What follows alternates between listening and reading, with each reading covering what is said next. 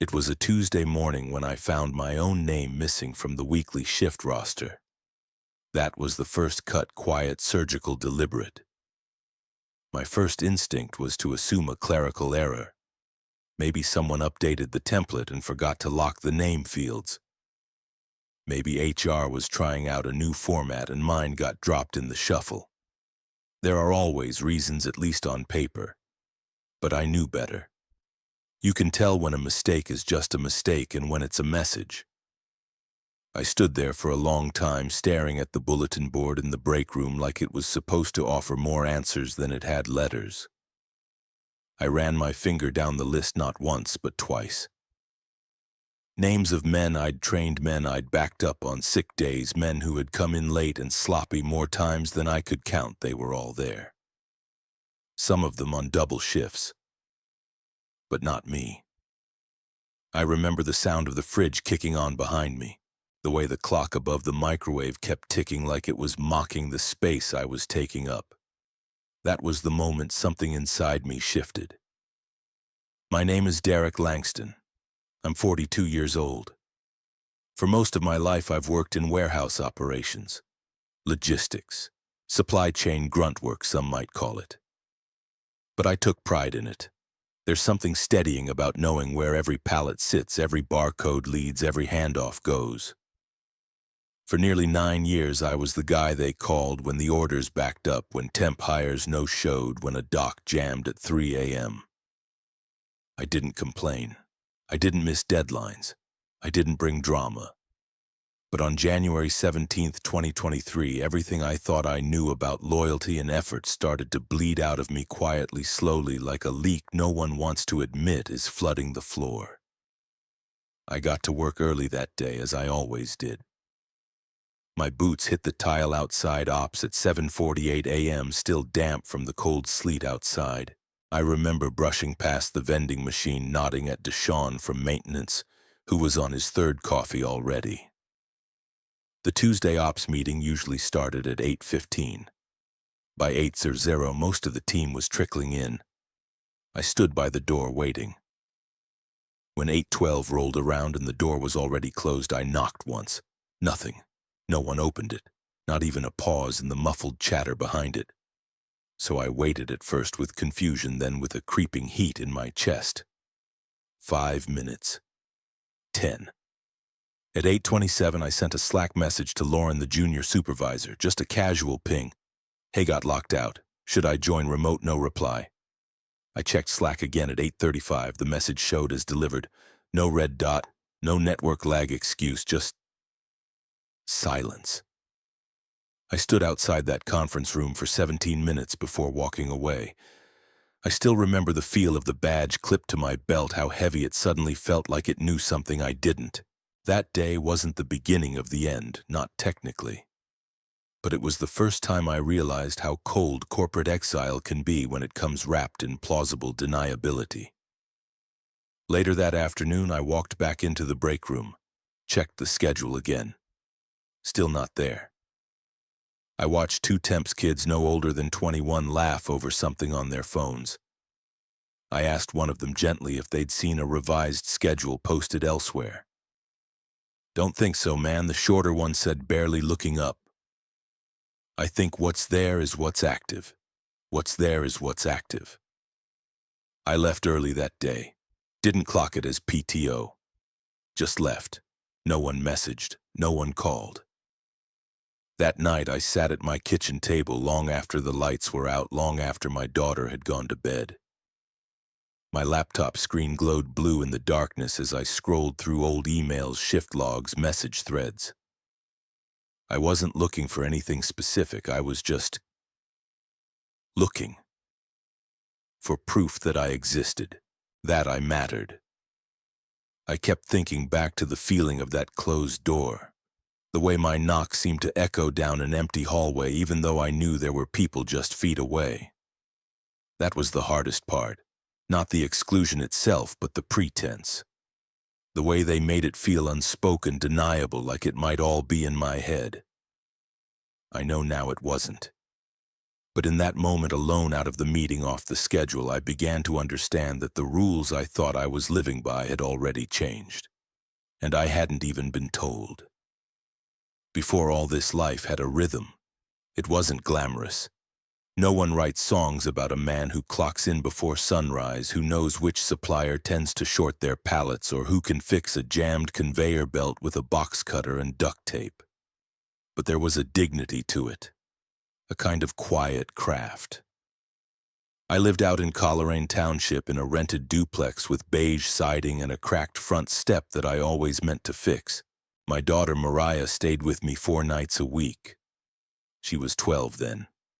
Sharp, observant, a little too grown for her age. Her mom and I split up when she was 7. Things didn't end ugly, just dry, like a contract that both parties knew was no longer working. Mariah and I had a routine. Morning waffles in the toaster bus stop by 7:05. On my weeks, I'd pack her lunch, always the same sandwich crust off. Evenings were quiet. Homework, light TV, maybe a puzzle on the table we never quite finished. I wasn't the kind of dad who made big speeches or coached soccer. But she knew I showed up, every time, and she never had to wait outside school wondering. Work was steady too. I joined Freight Corps Logistics in 2014. Back then we were operating out of a single hub on River Road, mostly local freight, medical supplies, paper goods, the occasional high-security shipment. I started as a floor associate loading outbound. Within 2 years, I was managing dock flow, training new hires, and coordinating with inbound scheduling. I didn't ask for promotions. They just came. Because I didn't screw up. Because I was reliable. I liked the quiet hours. 4:30 a.m. was my favorite shift start. Before the radios got loud, before the calls started coming in, when the warehouse felt like a giant engine just beginning to turn over. I'd walk the perimeter, check the cameras, make sure no trailers had been left off manifest. There was something meditative about it, me and the hum of the forklifts, the hum of fluorescent lights, the calm before the chaos. People came and went, but I stayed. I learned their names, their patterns. I knew who needed more time on ramp training and who was better with sorting. I was the guy who kept things balanced, no drama, no corners cut, just the job. By 2021, I was unofficially managing third shift ops, no title bump, no extra pay. Just responsibility handed over in the form of extra Slack messages, and can you just cover this one? I didn't mind. Not at first. I figured that was how you proved your worth. You make yourself useful. You say yes. But in hindsight, maybe that's what set it all in motion. Being too quiet about the weight you carry makes it easy for people to forget it's even there. I remember the holiday rush of 2022, brutal backlogs, vendor delays, sick calls left and right.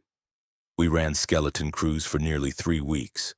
I was working 12, sometimes 14-hour days, covering load balancing, fixing system flag errors, even handling customs documents for a shipment that got flagged out of Kentucky. I didn't complain.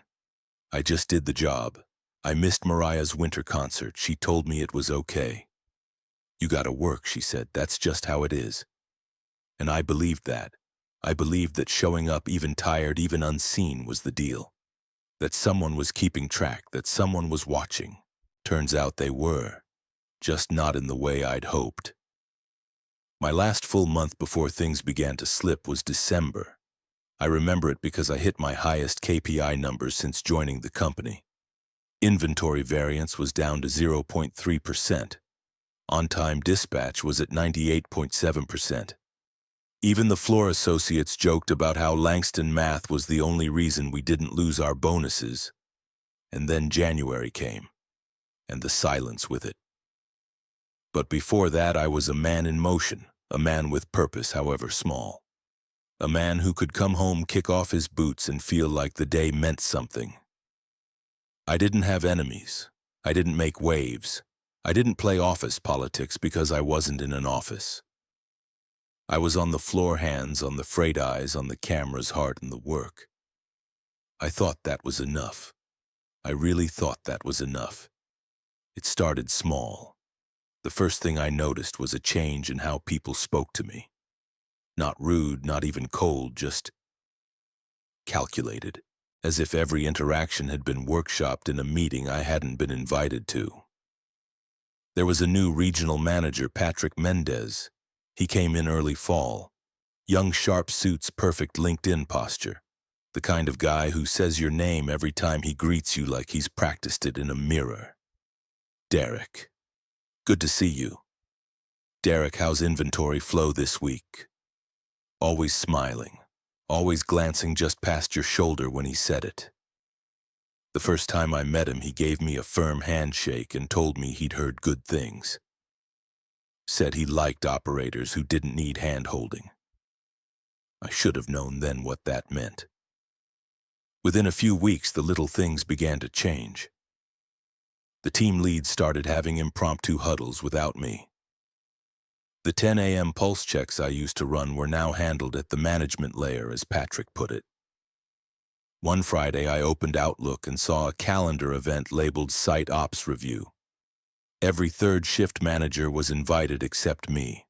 I messaged Lauren asking if there had been a mistake. She replied 3 hours later with, "Oh hey, that meeting was more strategic, don't worry about it. Don't worry about it." That phrase became a kind of refrain, like duct tape over a hairline crack in the hull. I heard it from people I'd trained, people who used to ask for my advice on floor planning. I started to feel like a man walking through his own house and noticing the photos on the walls had been replaced with strangers. Then came the software audits. At first it was just standard system queries. Please re-verify trailer IDs for last week's outbound manifest, nothing unusual. But they came more frequently, and they always included my name.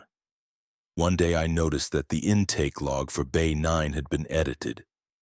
Timestamp moved back by 26 minutes. I knew because I was the one who scanned the damn load in myself. I brought it up to Lauren. She looked confused and promised to check. Never got back to me. Then my PTO request for Mariah's school recital, something I'd submitted 6 weeks in advance, sat in limbo. I followed up 3 times. Finally, a generic HR notice came through: status not approved, operational need. No one told me directly. I found out the night before when Mariah asked if I'd still be in the audience. I wasn't. A week after that, Patrick started CCing me on feedback loops, notes from clients about load delays or mislabeled parcels. Most of the issues were minor, some had nothing to do with my shift. But I was always on the thread, never directly blamed, just included, like a shadow on the edge of a photo, easy to crop if needed. One morning I overheard 2 associates whispering by the pallet lifts. One of them glanced at me, then looked away. I caught the words "probably next" and my name. When I asked them directly, they stammered something about shift transfers and walked off.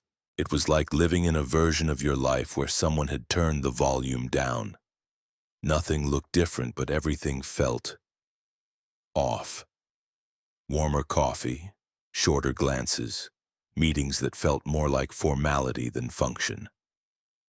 I remember trying to explain it to a friend over drinks. He said, "Maybe you're just burned out, man. Reading too much into stuff," but it wasn't burnout. It was erasure. Polite, procedural, and absolutely intentional. They never said I was under review. Never said I'd done anything wrong. But my badge started glitching on certain doors. My dashboard access got revoked. System-wide update, they said. A new guy, Trevor, fresh out of some logistics internship, got handed responsibility for the exact metrics I'd developed the year before. And still no one said a word. You start to question yourself in those moments. You go over your own steps. You wonder if you missed something obvious. You wonder if maybe you weren't as good as you thought you were. Maybe you'd become invisible because you weren't worth seeing anymore. But deep down, I knew. It wasn't performance. It wasn't a mistake. It was a setup. And like most setups, it started with quiet edits to the truth. Line by line, byte by byte. until the version of me that existed in their systems no longer matched the man still showing up to work in steel-toe boots and a name badge with a barcode nobody wanted to scan. Script Segment 4. The Betrayal 180 words. The meeting invite came on a Thursday. No subject line. Just a 2:00 p.m. block from HR and Patrick. The kind of thing that doesn't need a title because it speaks for itself. I knew before I even clicked accept. I wore my cleanest uniform shirt that day. Not out of pride, more like armor.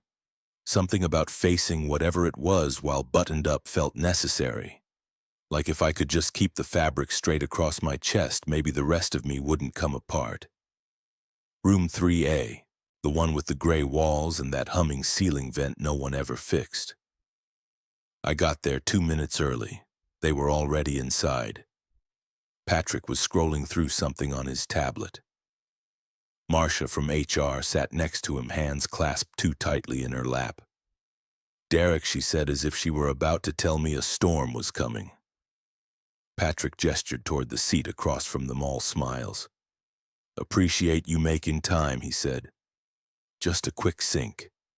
Sync, that's what they called it.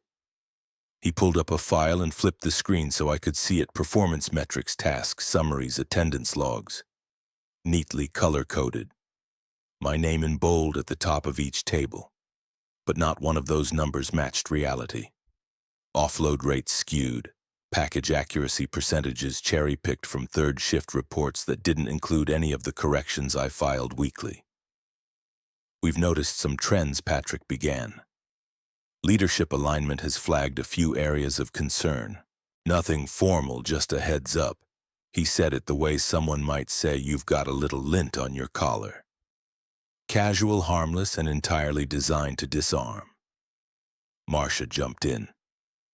"We're putting you on a 60-day PIP performance improvement plan. It's not disciplinary, just developmental." She pushed a printed packet across the table like it was a menu. Inside were bullet points I didn't recognize.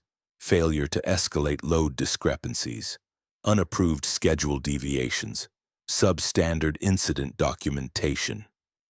Things I never did, things that hadn't even been mentioned before. I asked calmly what incidents they were referring to. Patrick smiled again. That thin managerial smile, the kind that means you know even when you don't. "It's more about patterns, Derek. Leadership has to think holistically." Holistically. That word hung in the air like a taunt. They wanted me to sign something at the bottom. Acknowledgement of receipt. "Doesn't mean you agree," Marcia assured me. "Just that you understand the expectations." I didn't sign it. I told them I'd review it and respond in writing. Patrick nodded like that was just fine. But I saw it then. He didn't expect me to fight. He expected me to vanish. Quietly. Gratefully. As I stood to leave, he reached out like he wanted to shake my hand. I didn't take it. After that meeting, nothing was said again. No follow-up, no coaching, no documentation, just silence. The badge still worked. Technically, I was still employed, but my schedule evaporated. No assignments, no calls. I showed up for shifts and was told there'd been a rebalancing. I emailed 3 different supervisors for clarification. No one responded. The final blow came 3 weeks later.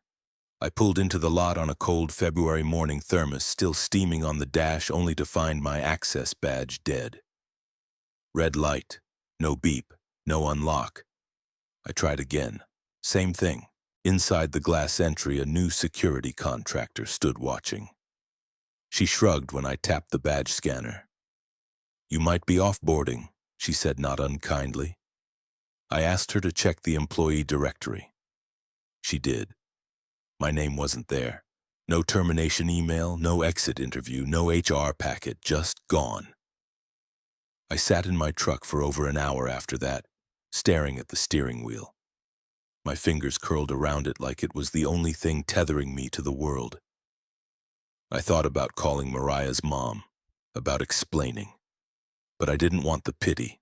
or the questions or that long pause that always came after someone asked, "So what are you gonna do now?" I didn't know what I was going to do. All I knew was that I'd been erased, slowly, deliberately, like someone had traced my name in pencil and kept rubbing until the paper tore. The first week after they locked me out, I didn't leave the house. I kept waiting for an email, a call, even a form letter.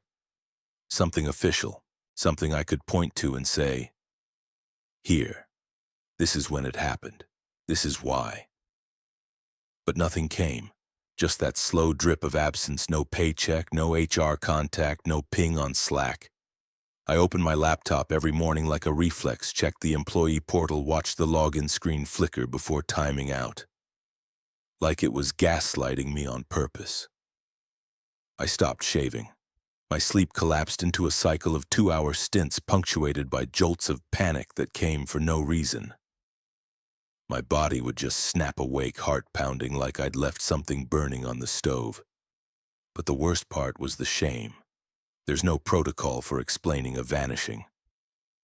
Friends would text "still at Freight Corps" and I'd reply with "yeah, mostly," or "taking some time for personal stuff." I couldn't bring myself to say the truth, not because it was humiliating, but because it felt illegible.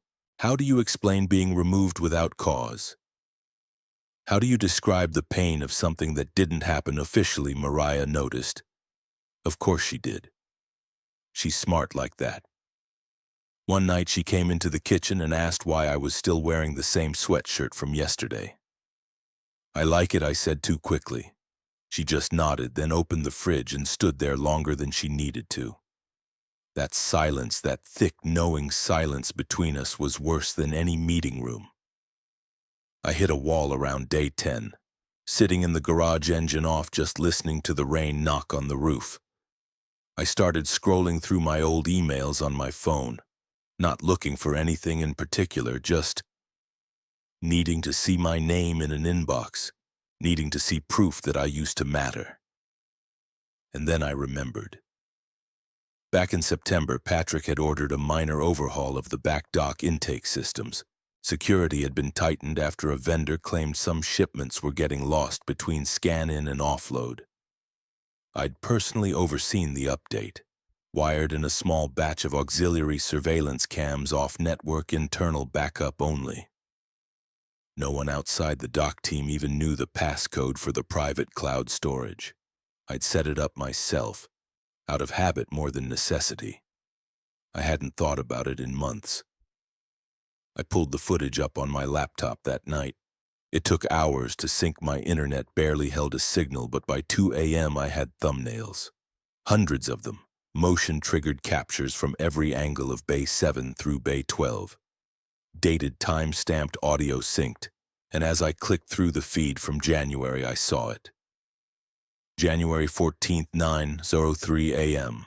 Patrick, standing alone at the intake terminal.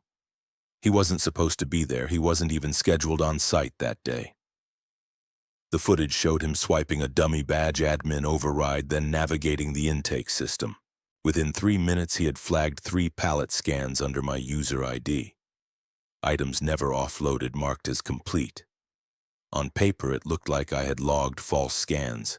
The same entries listed on my performance packet, the ones that triggered the PIP.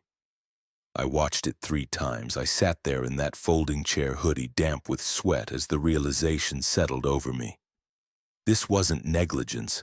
It was premeditated. Someone wanted me out, not just out, discredited, unemployable. They weren't just deleting me, they were rewriting me. I didn't rage, I didn't throw anything. I just sat back and breathed, long and slow. The next day I started collecting.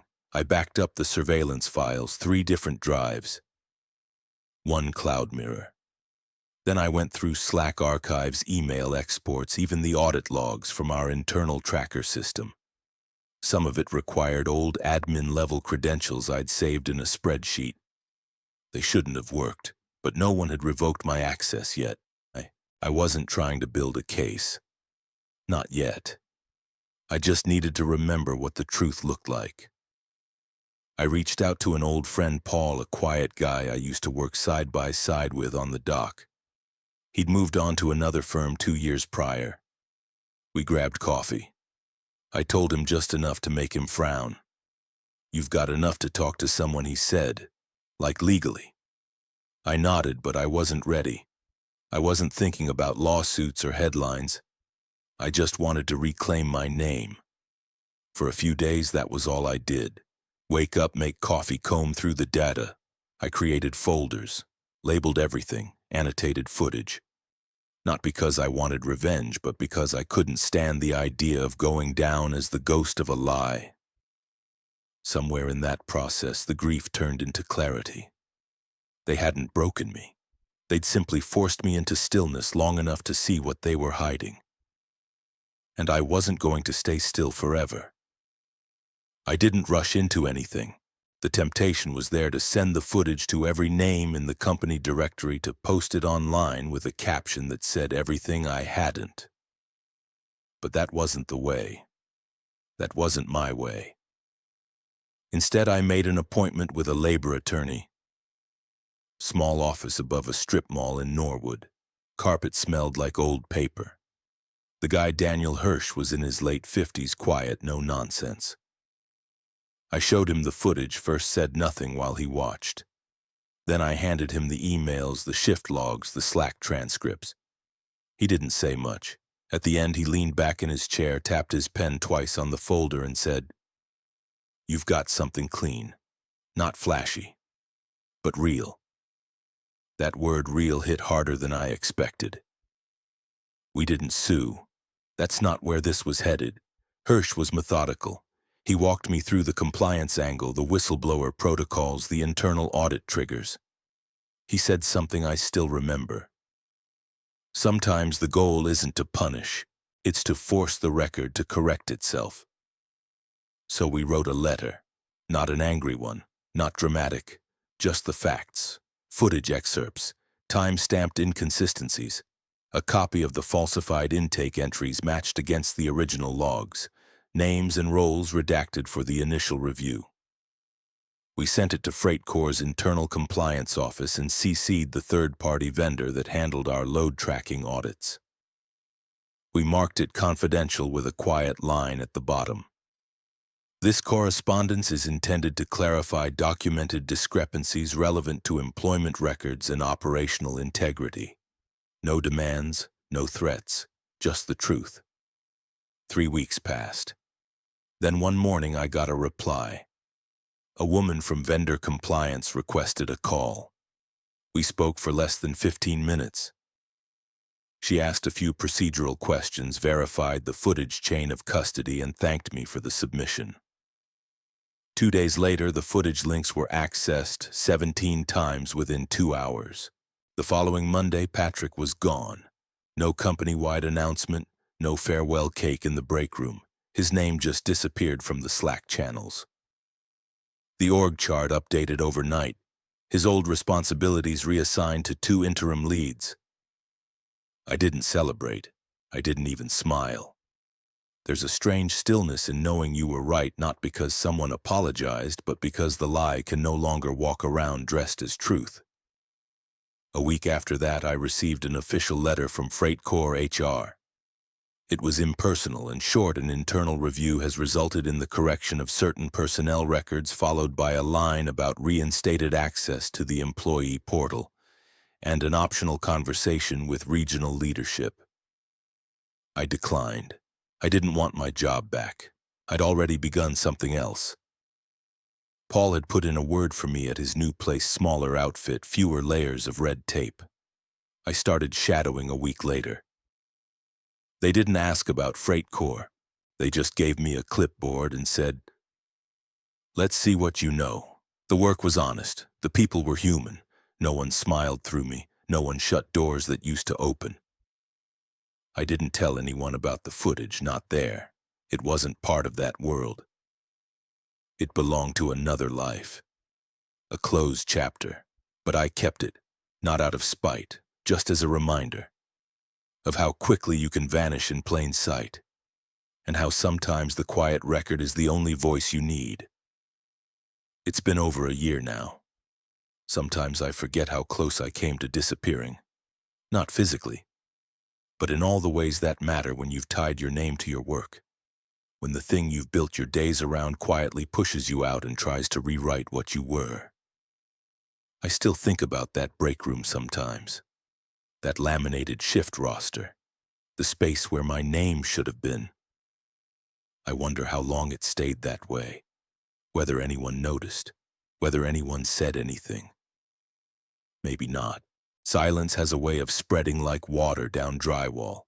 Slow, unseen, until the shape of the structure starts to change and no one remembers what it looked like before the damage. Mariah's taller now, 13 and full of questions. She doesn't ask much about Freight Corps anymore, but she did once a few months ago when she saw the old ID badge in my drawer. Is that from the job where they tried to lie about you? She said it plain, like it was math. I paused, nodded. She looked at me a long time. Then she said, "I'm glad you didn't just let it go." I didn't have a good answer, because part of me had wanted to. Part of me had wanted to forget the whole thing, bury it under a new routine, a new paycheck, new co-workers who didn't carry any of the old shadows. And I almost did. But some truths don't stay buried. Not because they scream to be heard, but because they settle in your bones. Quiet, persistent, present. There's no victory story here. No dramatic courtroom showdown. No back pay settlement. No apology letter from a CEO. Just a name restored in a system I no longer log into. A door quietly closed behind a man who thought his silence was his weakness until he realized it was the one thing they couldn't take from him. I don't hold on to bitterness. I don't check the Freight Corps site to see who got promoted or which new leadership initiative they're pretending to care about. That chapter is over.